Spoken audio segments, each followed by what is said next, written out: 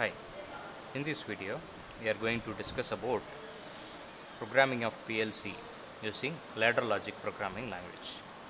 In the previous video we have discussed about the operating modes of CPU in PLC and what is a program cycle, uh, in which it will have two parts, that is IO scan as well as program scan, which will be repeated at a very faster rate.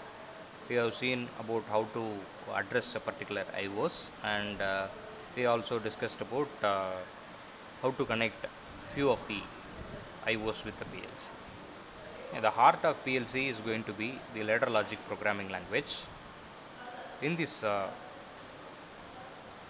particular video, we will discuss some of the fundamentals of this ladder logic programming. The basic of ladder logic programming started with a topic called relay logic circuits.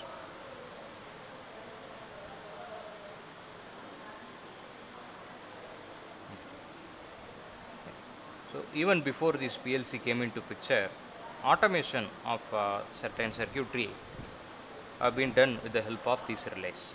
What is meant by a relay? Let us consider an electromechanical relay. It will have 5 contacts. Okay, positive, negative terminal for your coil, and then you will have an armature,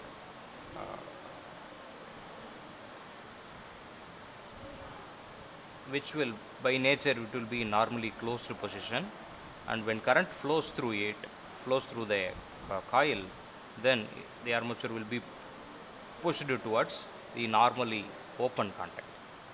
So therefore a single coil will act as an if else statement. Okay, let us consider a structure like this and circuit like this, in which I have connected a lamp, a DC circuit, let it be plus 12 volt. Okay. I am exciting this coil. If current flows through this coil, the armature will be pulled towards normally open contact, and so once this contact is moved towards this point, okay, now the circuit will be closed and your light will start to glow.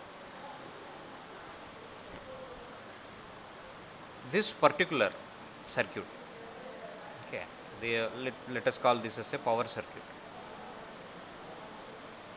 This I am just drawing in a different pattern. I am just redrawing, okay. Let this be L1. This L1, for this example, it is going to be plus 12 volt, and L2, this is going to be your ground of your battery. See, from plus 12 volt you have a normally open relay that is represented like this. Okay. This is normally open contact.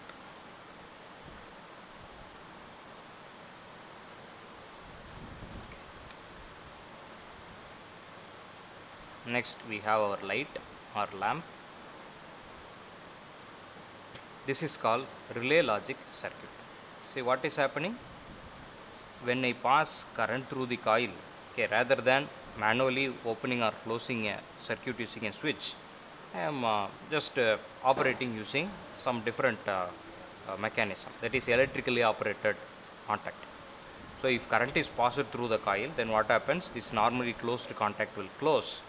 Okay, and if you want to understand in a very easier way, you can replace this with a switch.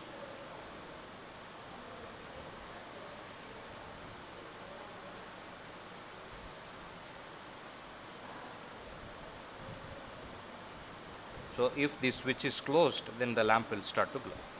The same thing here. Okay, so if you see the circuit diagram, okay, if you have a very complex circuit with several relays, tracking them is very difficult. But if you just redraw your power circuit in this fashion, it will be in the form of a ladder, and in which each and every horizontal line, this is called one rung. Rung in a ladder, RUNG.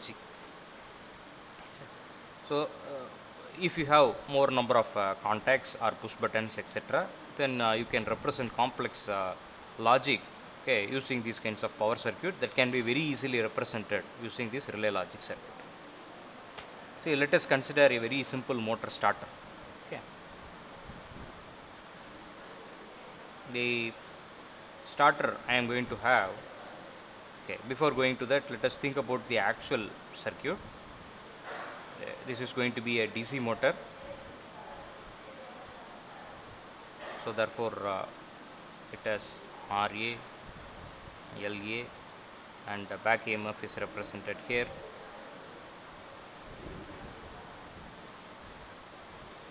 And then we have something called normally opened overload switch. Sorry, normally closed overload switch. It is normally closed. By default, this switch will be closed, and okay, rather than telling this as a switch, a good word will be relay, overload relay. If you see in any power circuit, for example mixies, you will have this overload relay. So when current increases beyond certain value, based on the increase in temperature, the relay will open the circuit so that your motor is protected from getting overheated. So this is a typical power circuit. Similar kind of circuit, maybe overload relay we could not have done in machine lab, but remaining circuit we could have drawn. Okay. This switch is going to be DPST switch, double pole single throw switch. Okay. Here what happens, if you need to turn on a motor, you need to manually close the DPST switch. Okay. Assume that you have hundreds of motors in an industry and you need to turn on and off or in some certain sequence. Okay. In such case, manually managing or opening or closing the switches in hundreds of motors will be very tedious task, and there is a chance of missing the sequence. So in such case, what we prefer is an automatic system. Okay. Now what happens for this circuit, I am going to develop an ladder logic. I am going to have a start button and a normally closed stop button. Okay, and it is in series with a normally closed overload relay, and then it is given to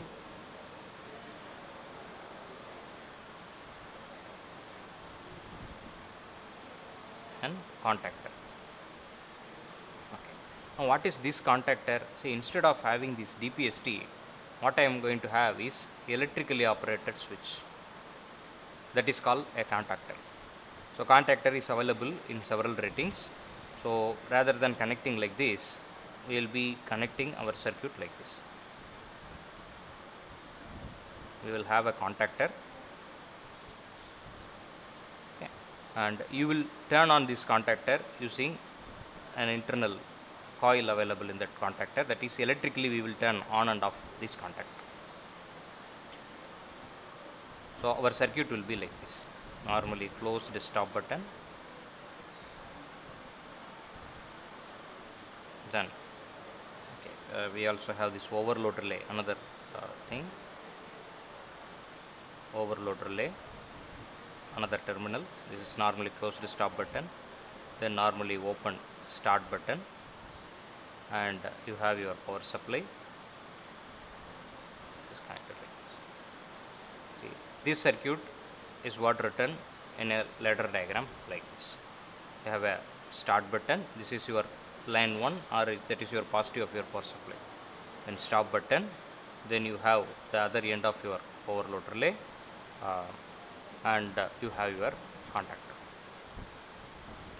Now what happens when you press the start button?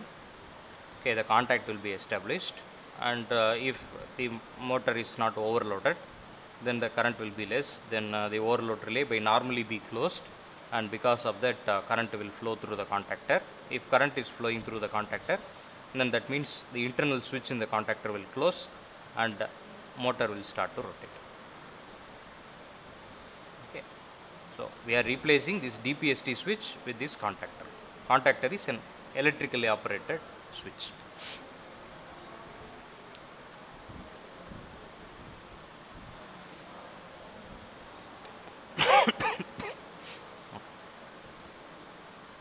See, this overload relay, it will have two parts. That is, in a power circuit there will be a connection, and parallelly it will be mechanically linked with another circuit. So when this relay is opening, then what happens in the control circuit, it will be open. That is why I have drawn overload relay in both the case, that is in power circuit as well as your control circuit, and both will be mechanically linked and not electrically. So because of that, any variation here, okay, any problem here, it will not affect your control circuit. Usually control circuit will be of low voltage, power circuit will be of high voltage and high current. So they should be electrically isolated. Keep that in mind. Now what happens if I press start button, the contact will be closed and the contactor coil will be energized. Okay. If the contactor coil is energized, motor will start to run. The moment I take my hand out of the start button, then the contact will be lost, because this particular button is a push button. This is normally open push button, stop button is normally closed push button. Push button in the sense, the moment you press the button, contact will be there. The moment you take out the hand, your contact will be lost. This kind of button you can commonly find in your motor starters in your home. Okay. Now these contactors also have something called auxiliary contact. Auxiliary contact in the sense, in the main contact, mechanically some auxiliary contacts can be connected.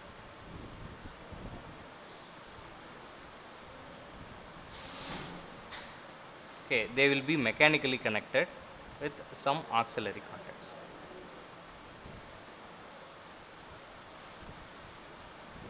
This is auxiliary contact. Here you may connect your circuit if required. So now in order to turn on the circuit continuously, what I am doing is I am taking the status of your auxiliary contactor. Okay, auxiliary contactor purpose is to get the real status of contactor. See, original contactor closes in the high voltage or high power side. Okay, this auxiliary contact purpose is to connect with our control circuit to get the status of our contactor. The circuit I am going to do is like this. This is contactor status through auxiliary contact. Now what happens, the moment you press the start button, then the circuit will be established, your contactor will be energized, and your switch will close, then motor will start to run. And you see, once the switch is closed in the contactor, in the auxiliary contact also it is mechanically linked. Because of that, the low voltage side, that contact will also be closed. So since this contact is closed, even if you remove your hand from the start button, current will start to flow through this contact. So this kind of circuit is called relay logic circuit. Okay, this is pure electrical circuit, and rather than drawing the circuit in this fashion, just to tell logic, it is a common practice to draw the logic in this kind of a relay logic diagram or ladder diagram. So when Modicon developed the PLC, they have developed a programming language as with the ladder logic diagram, that is called ladder logic programming language. Let me save it.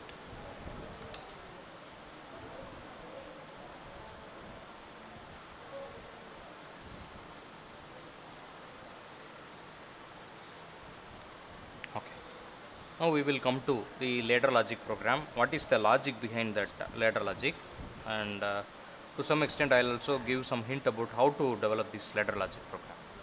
Okay, this ladder logic program is basically an if-else statement.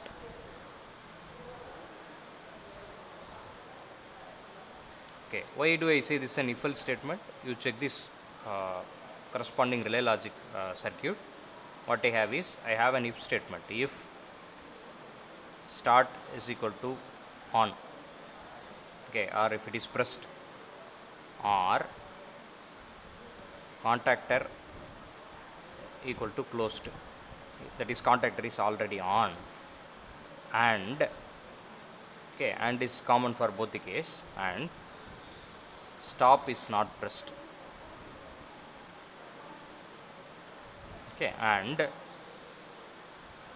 overload relay as not open. Then contactor is energized. So you see this circuit diagram, I am telling the logic for it. That is, when start button, push button is pressed, or already your contactor is on, and stop button is not pressed, and your overload relay has not opened, and in that case you turn on your contactor.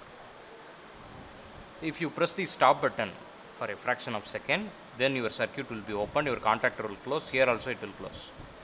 So when you press stop button, usually you do not press start button, okay. So then what happens,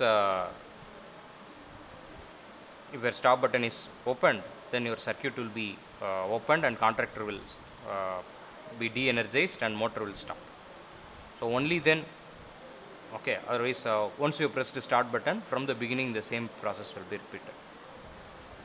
So pressing the stop button will open the circuit. Similarly, the case of overload relay. If there is an overload and if overload contact is opened, then once again what happens is your contactor coil will be de-energized, circuit will be opened, and motor will remain turned off for safety. So everything represents a kind of an if-else operation, basically a logical operation. They are basically if-else statements only. So as in the PLC, as in the ladder logic diagram, PLC program is like this. That is, how we will connect the PLC is, let us assume this is our PLC, and from our power supply we will connect a start button. Let it be an input terminal X0, and we will have normally closed stop button. Let it be X1, okay, and the overload relay, that will also be normally closed switch only in general sense, okay. So we will connect to PLCs like this, and it will be connected to common ground. When power supply would also have been given to plus. So this is the input side. In the output side, let us assume there is a C0 common terminal. There you will connect your power supply. Let us assume this is 24 volt. Here also you can use same power supply also, here also 24 volt, and Y0 it is connected to your contactor coil.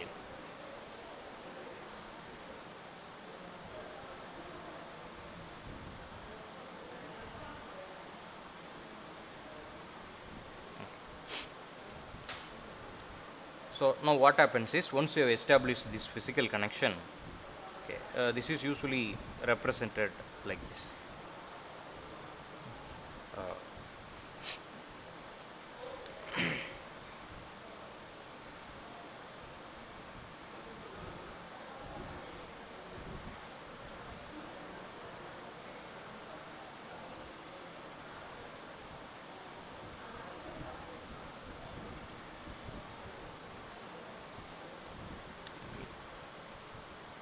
You have two lanes, L1, L2.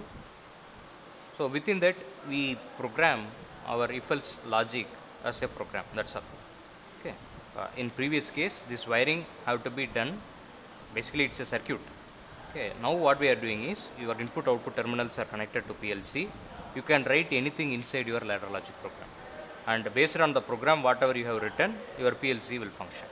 So that is why you have flexibility of updating your program. In case of a relay logic circuit, we need to go there, turn off the circuit, then you need to physically rewire your connection. But in PLC it is not so. Everything is going to run as a program. So in PLC program we will write like this. That is, this is start button. Okay, this particular instruction, this is called XIC, that is examine if closed. It will check whether the particular input or bit is going to be 1. If it is 1, then the connection will be closed.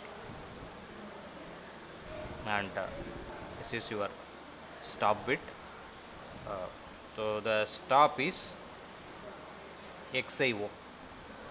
XIO means examine if open. In colloquially it is called normally closed contact.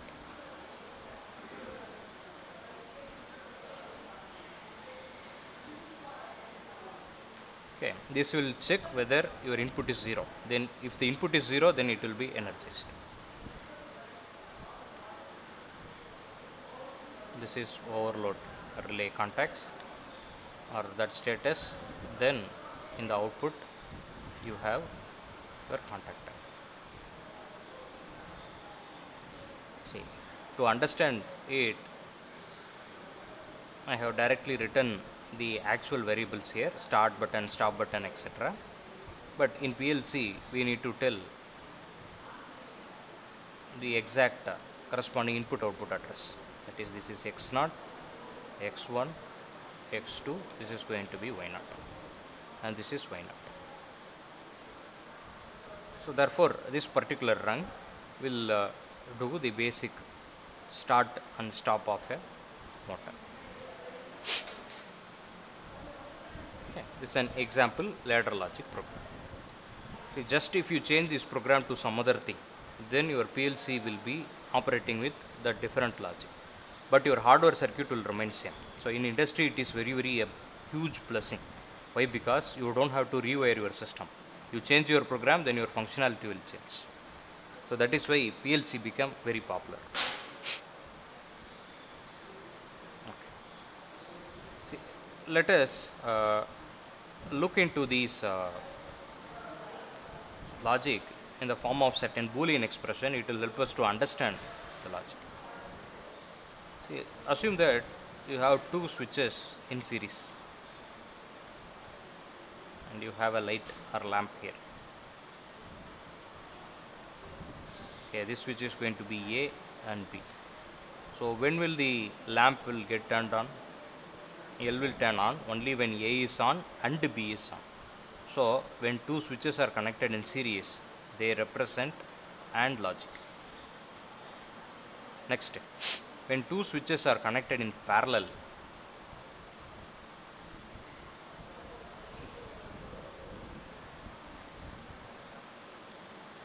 like this, when will the lamp get turned on? Either A has to on or B has to on, or both can be on. In all the three cases, your lamp will be turned on and it represents OR logic. If you see this ladder logic diagram, I can represent this using a Boolean equation. Also another thing, let us consider a normally closed switch like this. This is A and by default this is a normally closed switch B.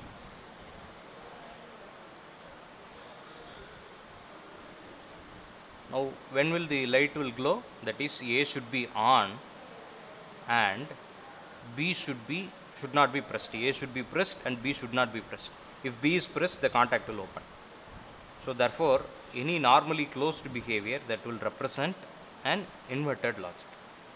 So keep these three things in mind. Let us try to represent this ladder as a Boolean expression. Now what happens is Y0, which is equal to, you see, parallel connection of your contacts X0 and Y0. X0 plus Y0 into then series connection into, see, this is normally closed contact, therefore X1 bar into X2 bar. See, your output is once again dependent on our output, therefore it becomes a sequential kind of logic. Y0 of n plus 1 is equal to X0 of n, Y0 of n, X1 of n, X2. So turning on a simple motor can be converted into a Boolean expression like this, or an if-else statements like this. So therefore ladder logic represents a complex version of if-else statements only. Okay. In that, if you see the first premise part, this is nothing but if clause. You observe my statement here. if start button is on, contactor is closed and the stop is not pressed and overload relay is not opened. So everything is coming under if else, if statement. Then what happens? That is your contactor is getting energized. So this is then what happens. Yeah.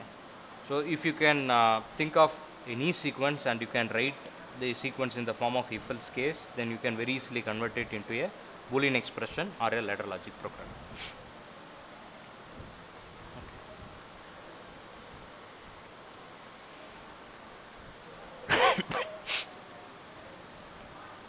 Okay. Next thing is the type of output instructions. Okay. In the previous case, I have explained only one type of output, that is contactor getting turned on. This type of instruction is called output enable instruction. We will see that in detail now. So in output there are two type of output instruction, that is non-retentive instruction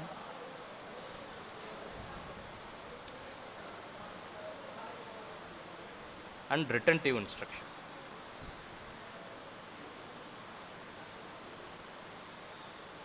Okay, non-retentive instruction, basic bit level instruction is output enable. What it says is if rung logic equal to true. Rung logic in the sense if your all if conditions are satisfied. Okay, in such case then your output, let this output be y, output is equal to true or energized, else y is equal to false or de-energized. This is the non-retentive instruction. It will have both if as well as else condition. If your primary part of your rung is true, the logic of rung is true, then output will be 1. If rung is false, then output will be 0 or Boolean state false. There is another category of instruction called retentive instruction. They are set and reset instructions. Okay, in some PLC they will be represented as load and unload. The name alone changed, but otherwise they are same.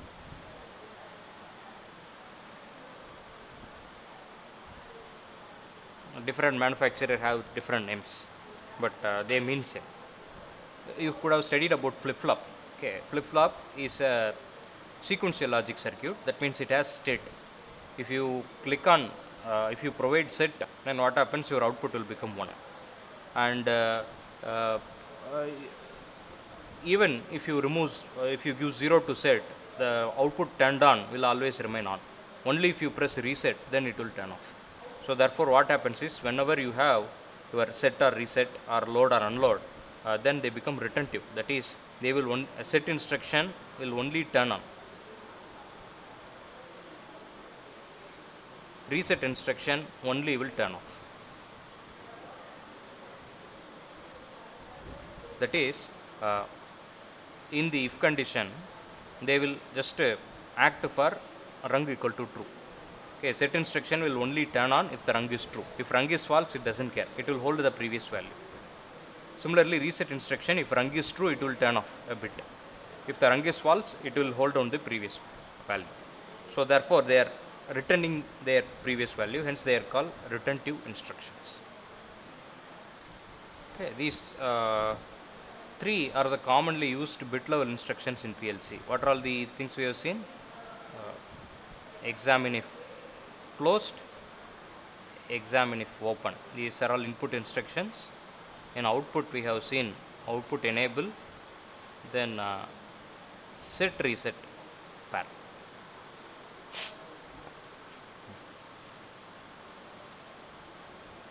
Okay. In some case you may need to use the set reset pair. For example, let us consider the same motor starting application. Now I am going to express the same logic using this set reset kind of pair.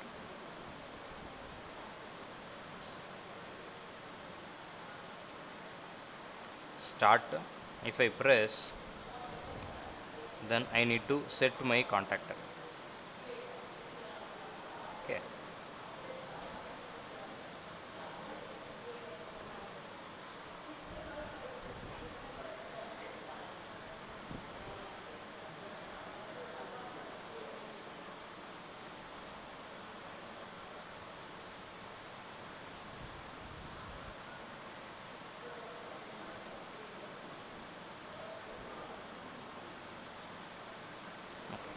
Now you check this logic. If I press start button, then the contactor will be set.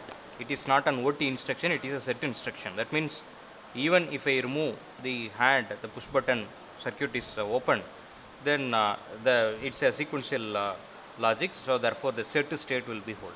So the motor will be turned on. Now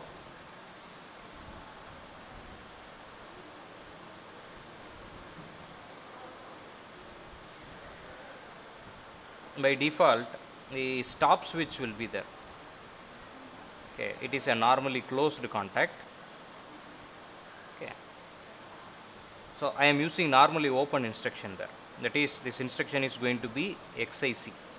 It will check whether the stop switch is closed and overload switch is closed. In such case, we need to reset. 1 second.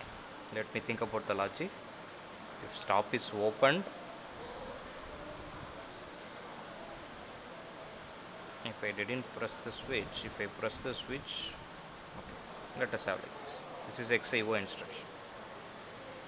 Now what happens if I press the stop button, then what happens is the logic will become 0, then it will be energized.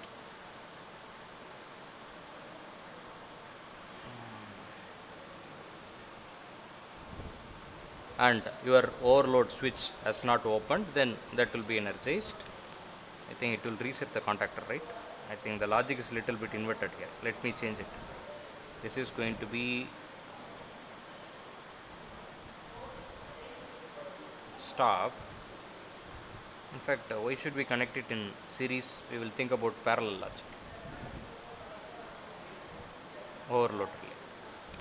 So for starting, I need to press only start button, then the contactor will turn on. But stop, two cases are there. That is, if I press the stop bit, okay, then what happens is our contact will become 0, and I think we have to put. Now I think it will be correct. If I put like this, then there will be contact. If I put like this, if I press, then it will become 0. Then there will be no contact. I have to. Okay. See, let us discuss now. Okay. If I am not pressing my stop bit, then there will be contact. It will reset my contact. I think if I remove this, let us think. If I am not pressing, by default it will produce 0. So 0 in the sense it will not open and it will not reset. Similarly in the case of overload relay. So if you see this instruction, we have x1 bar dot x2 bar. Okay. So x1 bar dot x2 bar, which is going to be x1 plus x2 whole bar.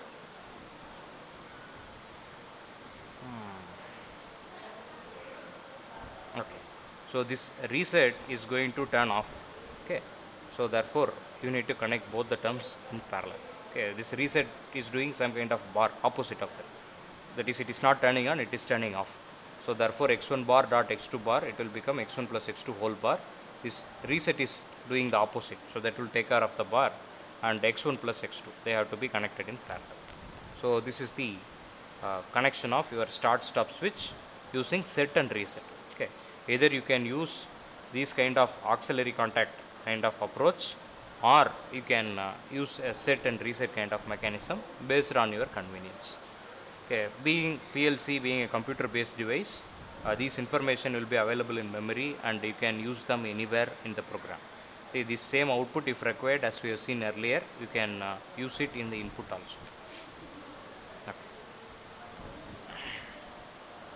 So with this brief idea, let us move into the next important thing, that is timer.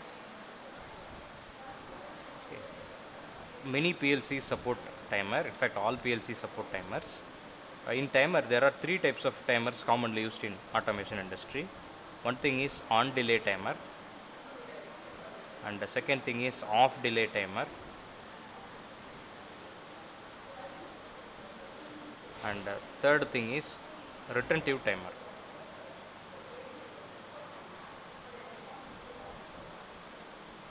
Okay, what is mean by on delay timer? So any timer we will be turning on or enabling the timer. Okay, after timer is done, it will set something called done bit or output of the timer. So on delay timer, you observe the word on delay. That means if I give enable bit, after some delay it will turn on. But if I remove the enable bit, immediately it will turn off. So this on delay timer has the capability to delay only the on period. This is on delay. Next, off delay timer. This is just an opposite of on delay timer. What happens is, if you give the enable bit, you turn on the enable bit, or if you enable the timer will be immediately enabled. Okay, but if you turn off the timer, only after some time it will turn off. So this delay is during off time. So this delay is off delay. So a good example for on delay timer would be the AC stabilizer which you use in your home. If power supply have come or you pressed, you turned on the stabilizer, what happens is it will wait for a few 1 or 2 minutes. Only then it will give, or it will turn on the power supply to the AC. So that is called on delay timer. What is off delay timer? Let us assume you have some automatic lighting system in your house. Okay, you have some light in your parkway. If a person has moved out of the path and he is going to the car park, he has to take the car and leave. Okay, so once the last person has moved out, it may take 1 or 2 minutes for him to sit in the car and move away. So for 2 minutes the light has to be turned on. If some person comes inside, immediately it has to turn on. But once a person goes out, we expect him to go and take out the car and move. It may take 1 or 2 minutes. So for 2 minutes you need to keep the light turned on. So in such case we prefer off delay timer. And there is another thing called retentive timer. Retentive timer, what happens is, in retentive timer, if you turn on the timer, okay,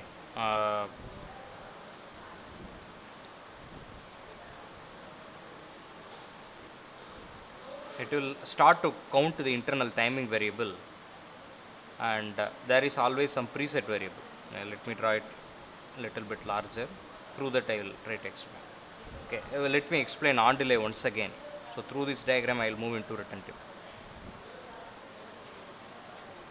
So let us assume I have given enable bit.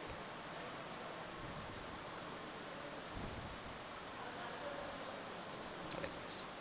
This is enable bit. Internally in PLC there will be a counter. At regular time interval that counter will be updated. And also in on delay timer we will have another value called preset.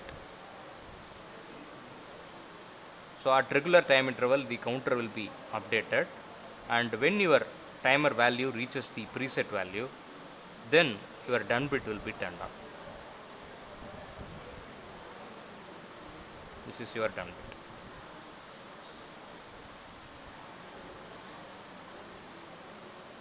So once it reaches preset value, based on make of PLC it may hold that value, the done bit will be turned on.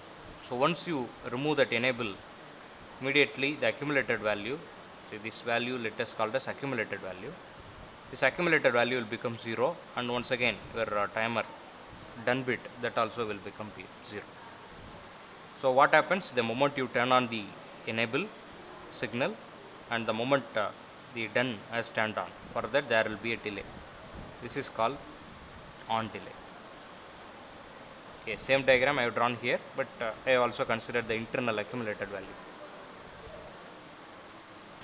Let us consider off delay timer. What is off delay timer? Okay.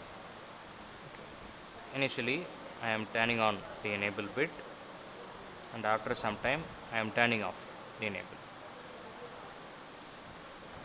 Now what happens is your accumulated value will start to increment its count the moment enable has become off, and it will count till it reaches a preset value.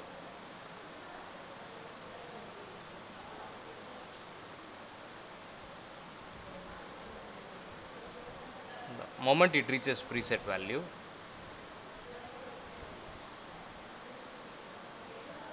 enable will be turned off. It is also same as our previous diagram I have drawn here, but I have also considered this accumulated value. It will be turned off.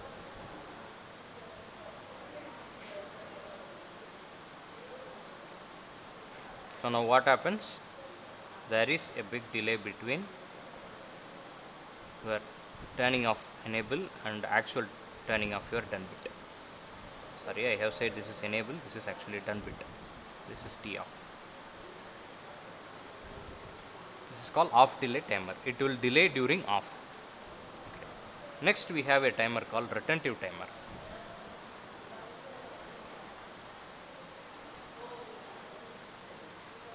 Okay.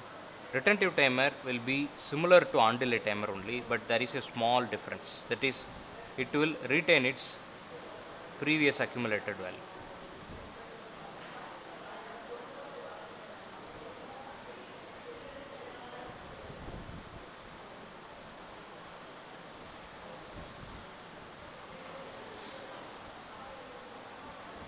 Let us assume this point we have a preset value.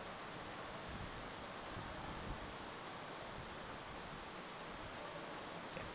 See, the moment the enable is turned on, then the timer will start to count the internal variable. The moment you turn off, then what happens is your accumulated value will hold its previous value. It will remain as it is. But if you see in case of an on delay timer, the moment enable is turned on, your preset value will become, accumulated value will become 0. But in case of retentive timer, it will hold down its accumulated value. Now what happens? Once again when you turn on enable, the accumulated value will start from the previous value. So here you have done bit. It will remain on itself. You need to manually reset the done bit. In case of a retentive timer, it will not become 0 automatically. You have to manually reset it. So usually the purpose of retentive timer is to what can we say, to hold on, or what can we say, to count the total runtime of any machine.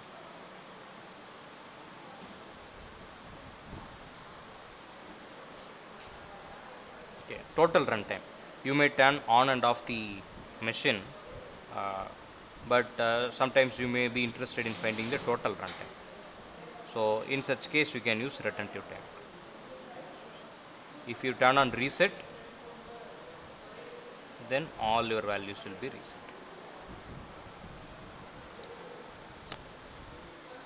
So retentive timer is more or less like on delay timer only, but the only difference is if you remove the enable bit, your accumulated value will not become 0. It will hold its previous value.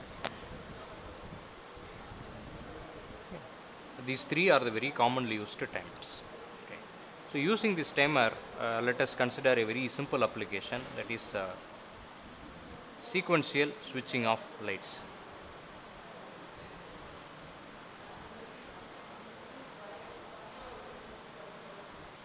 A good example will be a traffic light.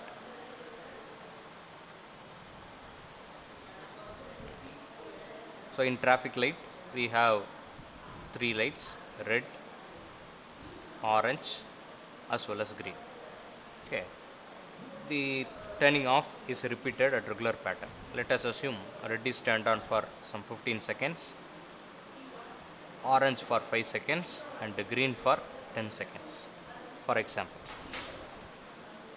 The moment power supply is given, your red has to be turned on, then orange, then green. This pattern has to be repeated continuously, for which we are going to develop a program. There is no separate on or off button, only power supply. See, let us think about this idea. The idea is I am going to use a timer. Okay. See, I am going to use the instruction set specific to SLC 500. We are going to use a simulator that will be using SLC 500 instruction set. So in SLC 500 PLC, the timer will be written like this: T4.0, T4.1, etc. So any timer number is given like this. I am going to use the timer T4.0 for red. Next for orange T4.1 and for green T4.2. Let me directly connect it. We will gradually update the program. Okay, whatever I am drawing is not the final version. I will speak about the logic, and after that I will update the program based on requirement. Okay. See, the timer is going to be T4.0 and preset value, that is going to be, see, let us assume that this timer is having 1 second timing base. So I have previously said that accumulated value will be counting its incremental, accumulated value will be incremented at some regular time base. So the time base here, let us assume it is 1 second. Okay. So my preset value has to be 15. So for every 1 second, the accumulated value will increase. I have connected enable bit. Now my idea is, initially red will be turned on, then after that orange will be turned on. After orange is done, green will be turned on, and after green is done, red will be turned on. This is our idea. So therefore I am going to use this symbol T4.0/done. If my timer, red timer, is done, I am going to turn on another timer.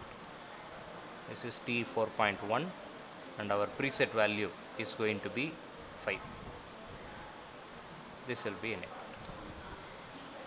And after the red color timer is done, it is T4.1/done. We are going to turn on green color timer, that is T4.2. Preset value is going to be 10 seconds.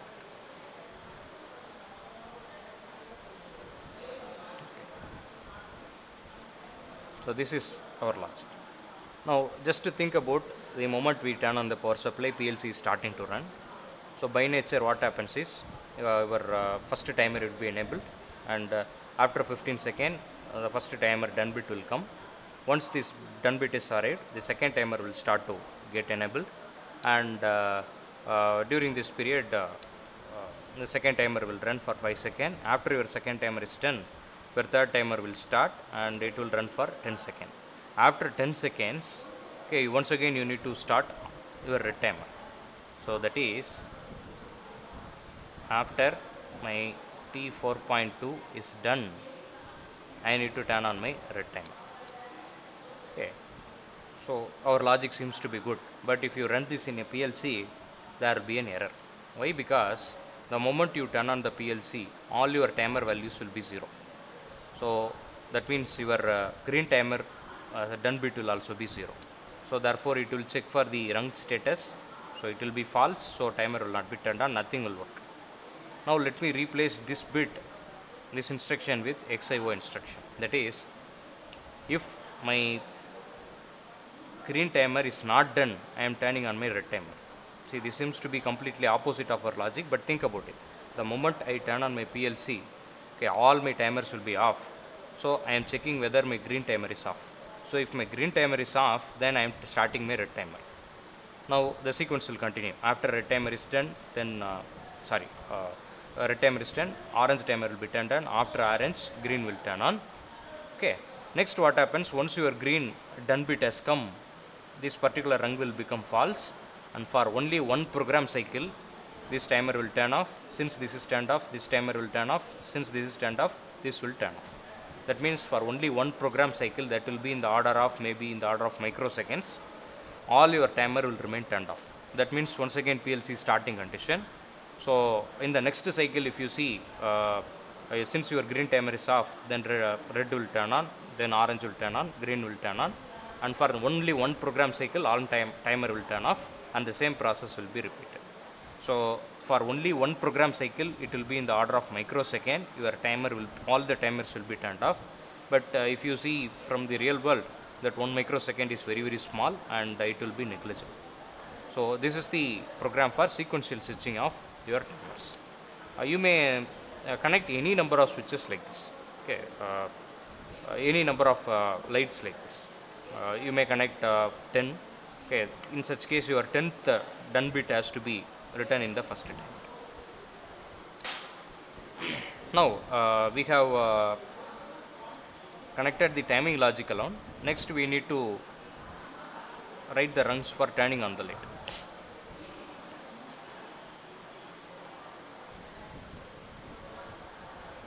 Okay, so in O is to 2/0 I have red color light, O is to 2/1 I have orange light, and O is to 2/2 in this pin I have connected green color light. Keep this in mind. Let us assume now when the first timer is running, my red color has to be turned on. That means when T 4.0 is enabled and T 4.0 is not done, okay, it has to be enabled and it should not be done. In such case, turn on this red color light, that is O is to 2/0.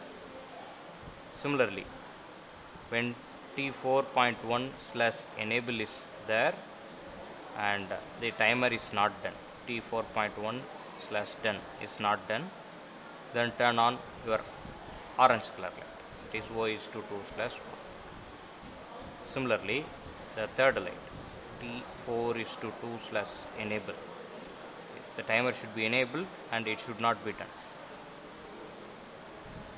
In such case, turn on the green color light.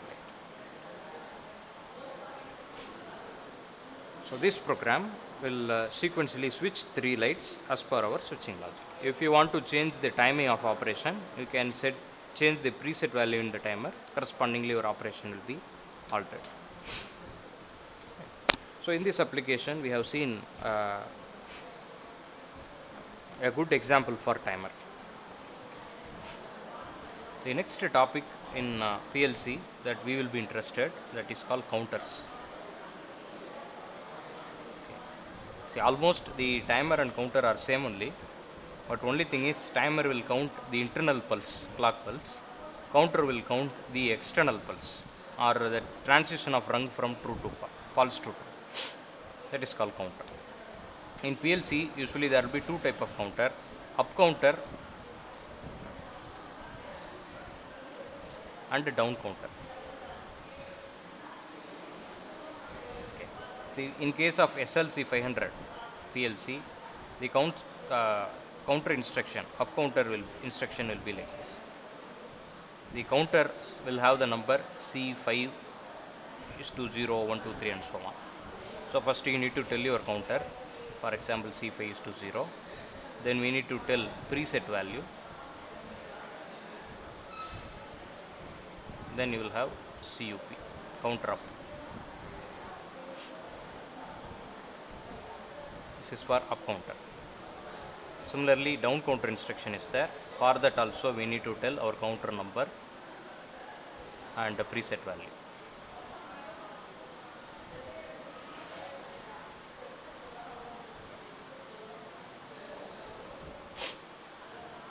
Okay. The idea is whether you use up counter or down counter, the condition is if accumulated value inside the counter is greater than or equal to preset value, then done bit is equal to true or it is turned on. This is the logic. So usually down counter is not used alone, it is always used along with an up counter. Okay. So we will see a simple example for up counter. See, what I have is in my PLC,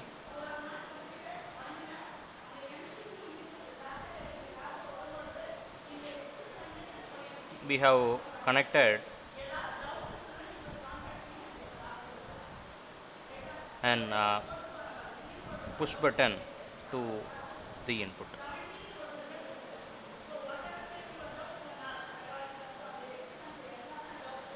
Like this. And in the output you have a light. Let it be O is to 2/0.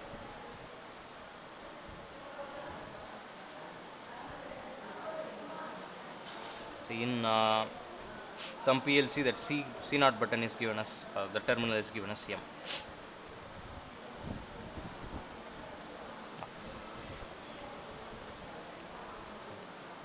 Now our objective is I need to count the number of presses.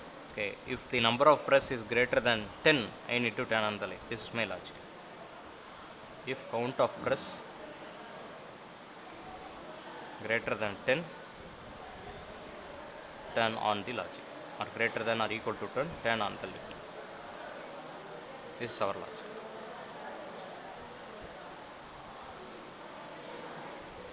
I is to 1/0. Let this input for our reference, let it be A. This I am connecting to an up counter. Counter file number is C5:0. Preset value is going to be 10.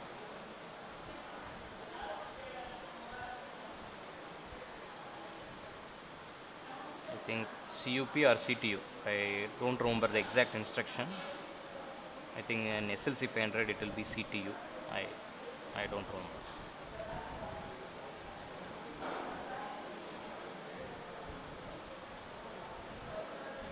I'll open up a simulator in next video. In that we will see the exact name.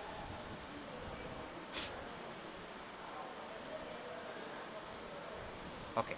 Now what happens is each and every time you press the push button and release it, that is whenever there is a transition from 0 to 1, logic 0 to 1, or a transition of logic in the rung from 0 to 1, your counter will start to count the accumulated value. Accumulated value will start to raise. And when it reaches the preset value 10, for the 10th time when you press your button, our light has to be turned on.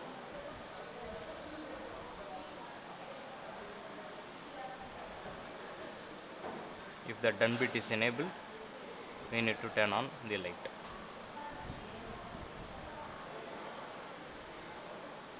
Yeah. So for the 10th time you press the start button, your counter will be turned on. So usually the counter have to be reset using a reset instruction.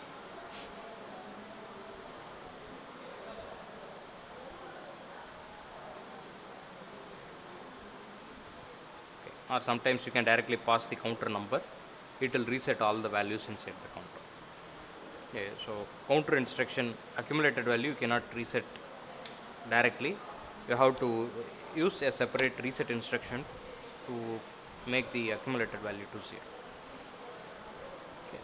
So in this video we have discussed about the PLC programming language. Initially I started with what is meant by relay logic circuit. We have seen an example of turning on a motor, and we have converted that control circuit into a ladder diagram, and this ladder logic program, the same thing we have seen as a ladder logic program, and we have also seen what are all the logics associated with those interconnections and what are all the common bit level instructions available.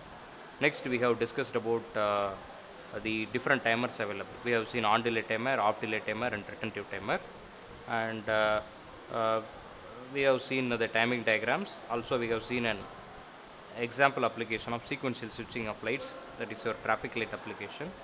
Next we have discussed about counter, in which I have given an example for up counter. Okay. I think for this particular lab this amount of knowledge is more than enough. In fact these instructions form the basics of PLC. Whatever may be the PLC you take, all the manufacturer will support mandatorily these instructions. Okay, any instruction beyond this, that is dependent on the manufacturer as well as the cost of the PLC. If you have very costly PLC, they have very advanced instructions, but all PLC support these instructions. Okay. So in the next video we will discuss about this ladder logic programming using a free simulator available. This simulator is a very old simulator that has to be run using a DOS box kind of emulator. Okay, I will put up the link and you can download it. It is just to 2 MB software. Even though it is old software, it is more than enough to run our experiment. and have a very basic understanding of our PLC. Okay, thank you.